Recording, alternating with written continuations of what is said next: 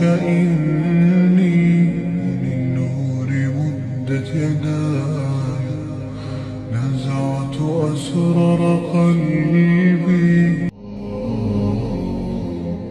رباه عفوك إني للنور مدت يداي نزعت أسرار قلبي وجئت ألقي أسايا رباه عفوك إني للنور مدت يداي نزعت أسرار قلبي وجئت ألقي أسايا.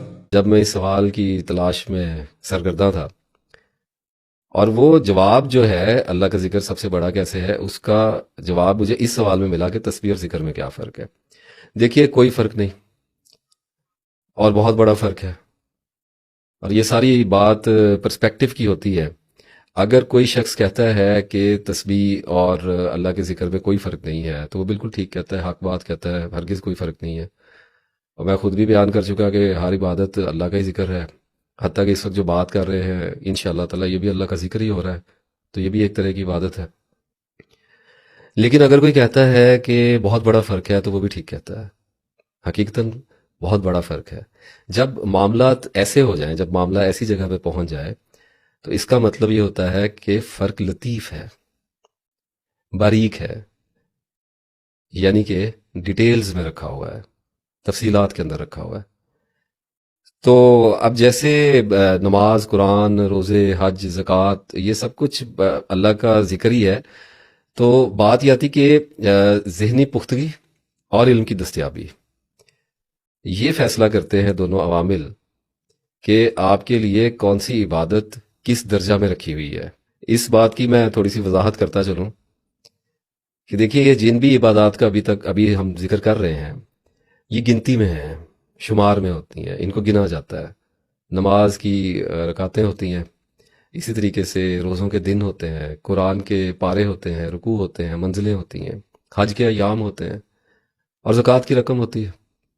تو یہ کسی نہ کسی طور گنا جاتا ہے. جیسے اللہ کی بات کرنے کے بھی اوقات ہی ہوتے ہیں. I will go one step further and I will say کہ ابھی جو ہم بات کر رہے ہیں اس کا بھی ایک معین وقت ہے، کتنی دیر تک کر لیں گے، آخر کار اس گفتگو کا اختتام ہوگا اور یہ عبادت بھی بند ہو جائے گی. تو اس کا مطلب یہ کہ جتنی بھی عبادات ہیں وہ اوقات، شمار اور گنتیوں میں رکھی ہوئی ہے.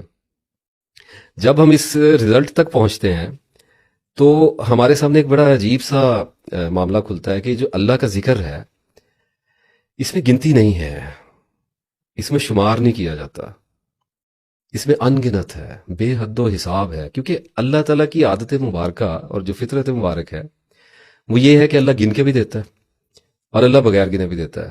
اکثر میں بھی لوگوں سے یہ بات سنتا رہا اپنی تسبیح کرتے ہوئے، اور آپ لوگوں کو بھی یہ بہت سننا پڑا ہوگا، اور اگر جو تسبیح کرتے ہیں ان کو یہ سننی پڑتی ہے باتیں کہ گن کے اللہ کو کیوں یاد کرتے ہو، اللہ تو بغیر گنے دیتا ہے، بے شمار دیتا ہے جب اس کا جی چاہے دیتا ہے.